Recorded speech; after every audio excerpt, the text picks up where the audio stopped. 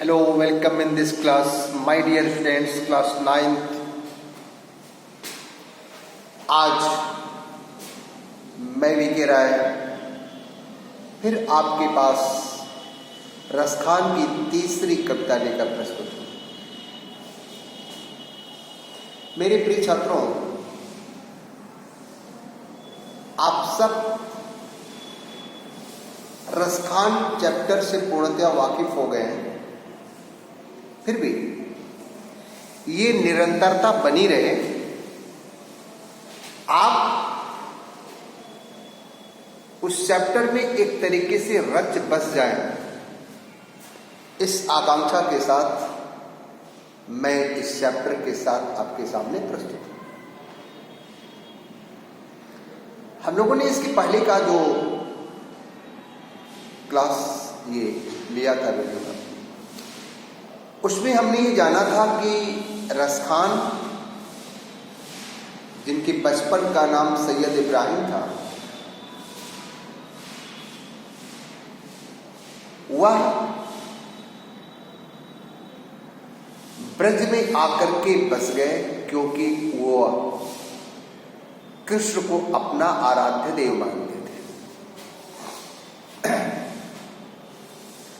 आपने ये जाना कि वो जीवन पर्यंत ब्रज के ही होकर रह गए। जब वो ब्रज में आए, कृष्ण के प्रति उनका प्रेम इतना अगाध था कि आप इस बात से भी परिचित हैं कि वह ब्रज भूमि के प्रत्येक कण में अपने प्रभु के रूप की झलक देखते थे। शायद यही कारण था कि वह कभी भी अपने दिल से ब्रज को निकाल नहीं पाए, और अंत समय जब उनका आया तब भी उनकी इच्छा यही रही कि प्रभु, अगले जन्म में जब भी मेरा किसी भी रूप में पुनर्जन्म हो तो इसी ब्रज की धरती पर। आपने जाना था कि ब्रजभूमि के प्रति रसखान का प्रेम मनुष्य, पशु, पत्थर और पक्षी के रूप में चित्रित हुआ था। अर्थात इन किसी भी रूप में यदि वो जन्म लें तो उसी ब्रज की धरती पर लें। आप इस बात से परिचित हुए थे, और फिर आपने ये जाना था कि उनका कृष्ण से कितना प्यार था कि वह कृष्ण की जो भी प्रिय वस्तु है या प्रिय जगहें हैं, प्रिय जो भी जगह है, उस हर जगह से उन्होंने अपना रिश्ता जोड़ लिया था। और उनकी इच्छा थी कि अपने प्रभु की प्रिय वस्तुओं को पाने के लिए, या उन जगहों को जहां पर वो रासलीला रचाया करते थे, उसे पाने के लिए मैं अपनी जिंदगी के सारे सुखों का परित्याग कर देना चाहता हूं। तीनों लोगों का रास सुख छोड़ देना चाहता हूं अपने प्रभु के लपटी और कंबल के लिए। नंद की गैया को चराने के लिए 8 सिद्धियां और 9 निधियों के सुख को त्याग देना चाहता हूं, और करोड़ों सोने चांदी के महलों को करील के कुंजों के ऊपर निछावर कर देना चाहता हूं। ये था रसखान का कृष्ण के प्रति अगाध प्रेम। अब आइए, आज जिस कविता से हम लोग अवगत होने जा रहे हैं या जिस कविता को पढ़ने जा रहे हैं, रसखान का तीसरा सवैया गोपियों के प्रति दर्शाया गया है। आप सब इस बात से भी वाकिफ हैं कि गोपियां अपने कृष्ण से अगाध प्यार करती थी। कृष्ण के बिना उनको चैन नहीं आता था। यहां तक कि कृष्ण का सामीप्य पाने के लिए वह लोक लाज की मर्यादा को भी भूल चुके थे।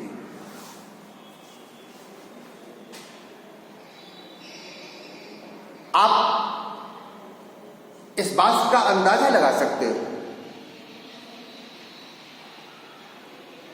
कि कृष्ण के गोकुल से मथुरा चले जाने के बाद वो कितने व्याकुल थे। कभी आगे आपको पढ़ने को मिलेगा। लेकिन जब गोकुल में रहे, वो ब्रज में रहे, तो वो एक पल भी अपनी नजरों से उन्हें दूर नहीं रखना चाहते थे। इतना ही नहीं, इतना नजदीकीपन वो चाहते थे कि उनकी इच्छा थी कि एक पल भी उनकी आंखों के सामने से उनके कृष्ण अलग न होने पाए। उनका जो भी पल बीते वो उनके साथ बीते, बात करते हुए बीते, उनके पास रहते हुए बीते। और शायद इसीलिए वह कृष्ण की बांसुरी को अपना सौतन मानते थे। वे नहीं चाहते थे कि जिन मधुर ओठों का स्पर्श वो करना चाहते हैं, उन ओठों का स्पर्श कोई दूसरा कर ले। और नारियों में इस प्रकार का द्वेष सौतन का भाव पैदा करता है।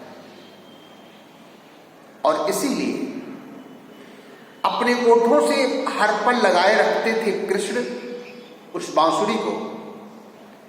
इसलिए वह बांसुरी से जलती थी और बांसुरी को अपना सौतन मानती थी।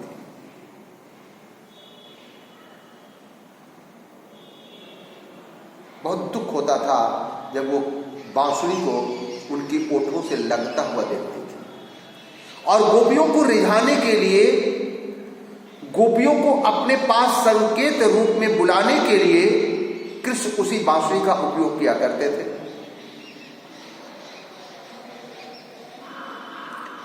तो एक दिन का वाकया है कि गोपियां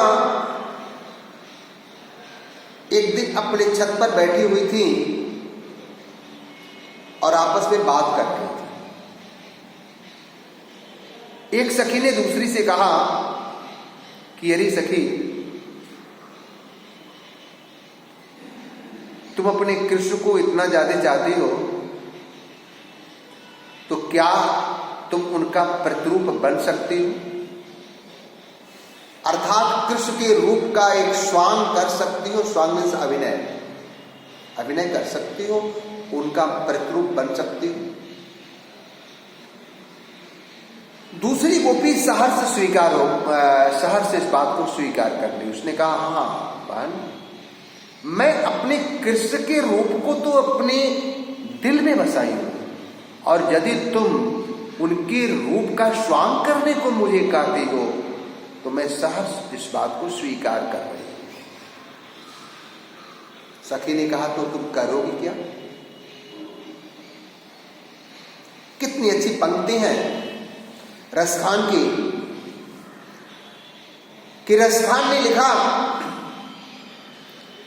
कि मोर पखा सिर ऊपर राखियो। ध्यान दीजिएगा पंक्ति को, अपने आप आपको सब कुछ क्लियर हो जाएगा, क्लियर पहले से भी हो। कि मोर पखा सिर ऊपर राखियो और गुंज की माल गले पहिरोंगी,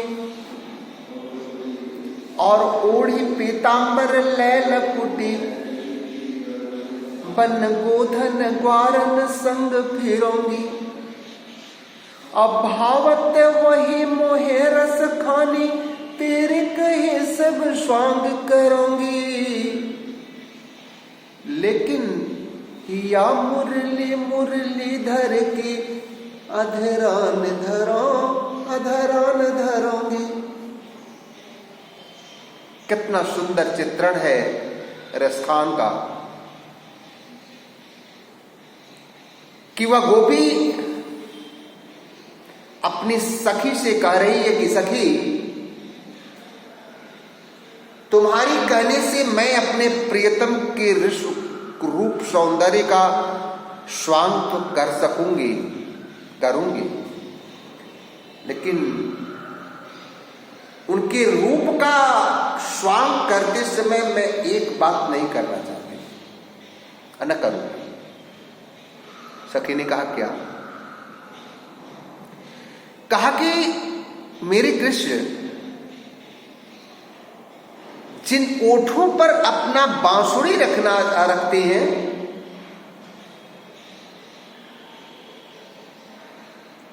उन ओठों पर मैं कोई बांसुरी नहीं लगा सकता।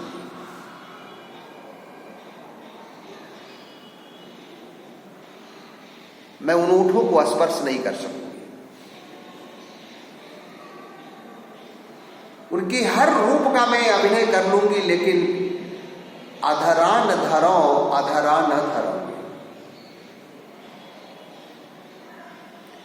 जिस मुरली को वो अपने ओठों से लगाए रखते हैं, उस मुरली को मैं अपने ओठों से कभी नहीं लगा सकूंगी, क्योंकि तुम सब जानती हो कि मुरली हम सबकी सौतन है। सखी ने कहा ठीक है, लेकिन पहले ये तो बताओ कि कृष्ण के रूप का स्वांग करते समय तुम उनकी किस रूप सौंदर्य को अपने दिल में बसाई हो? क्या करोगे? सखी ने कहा कि ऐरी सखी, मोर पखा सिर ऊपर राखी हूं। सबसे पहले तो मैं अपने सिर पर एक मोर का पंख लगा लूंगी।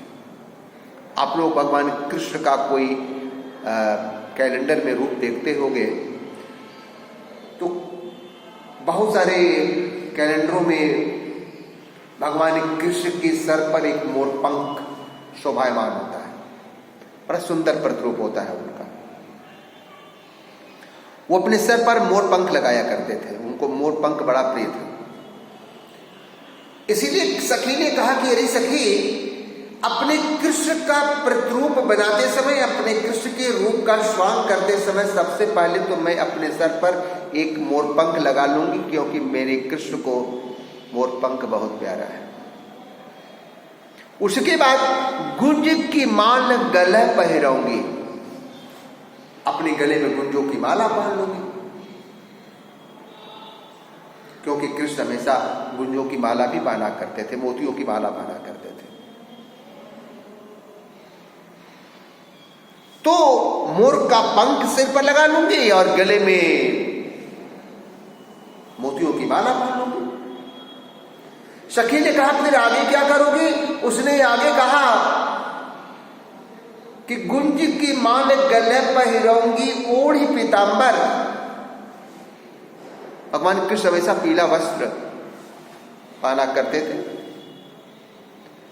तो सखी ने कहा कि मैं तीसरे उनके रूप सौंदर्य का स्वांग करते समय तीसरा काम ये करूंगी कि मैं एक पीतांबर ओढ़ लूंगी, क्योंकि मेरे कृष्ण को पीतांबर बड़ा प्यारा था। अल्लैल लकुटी और एक छोटा सा डंडा ले लूंगी,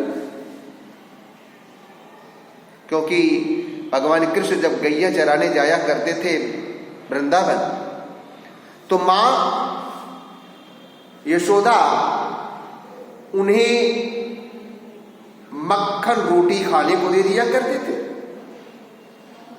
गैया चराते चराते मेरा लल्ला थक जाएगा, इसलिए उनको कंबल दे देती थी कि थोड़ा शयन कर लेना, और गैयों को हाँकने के लिए एक छोटी सी लाठी दे देती थी।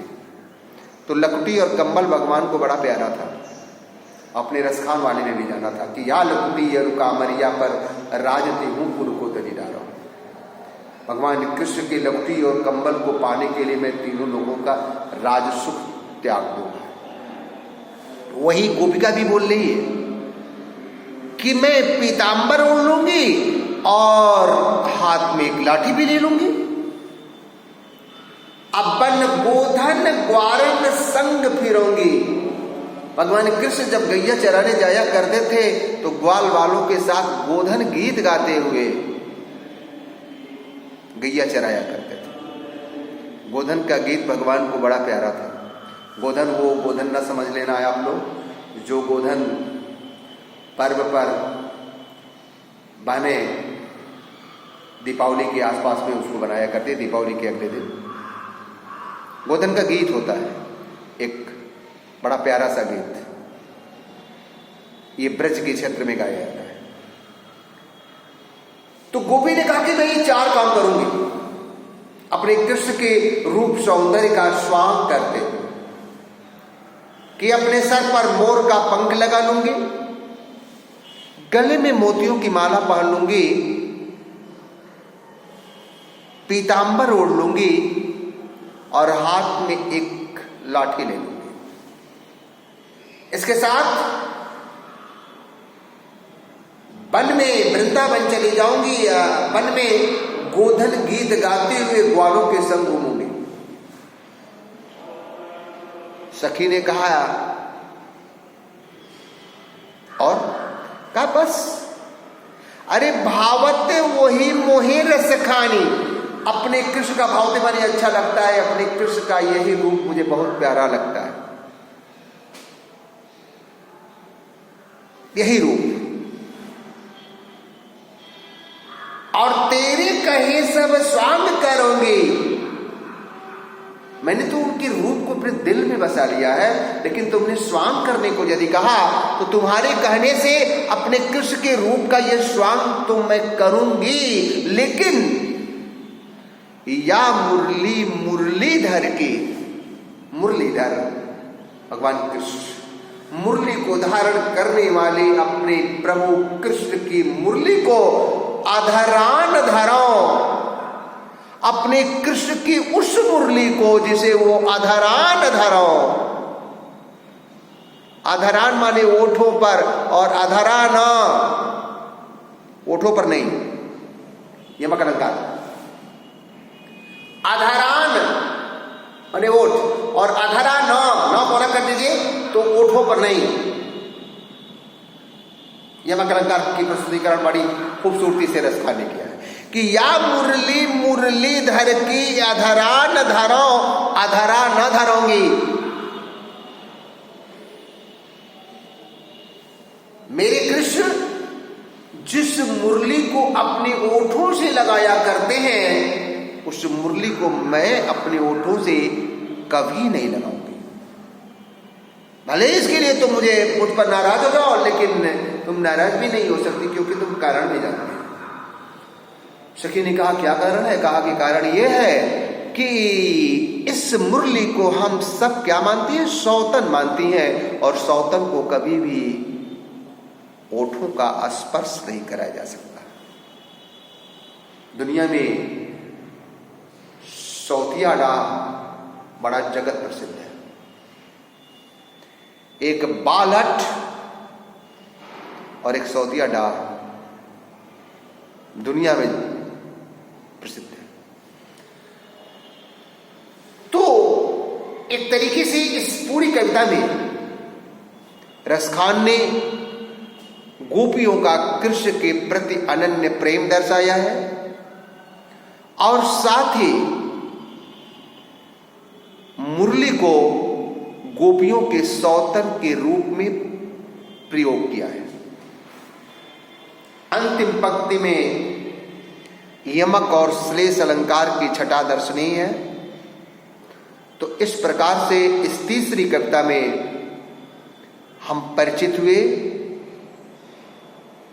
गोपियों का कृष्ण के प्रति प्रेम, और साथ ही मुरली के प्रति उनके व्यवहार के बारे में। मुझे उम्मीद है कि इस कविता से आप पूर्णतया परिचित हो चुके होंगे। आगे की बात फिर अगली क्लास में, तब तक के लिए बीके राय आप सबसे विदा ले रहा है। बहुत बहुत धन्यवाद।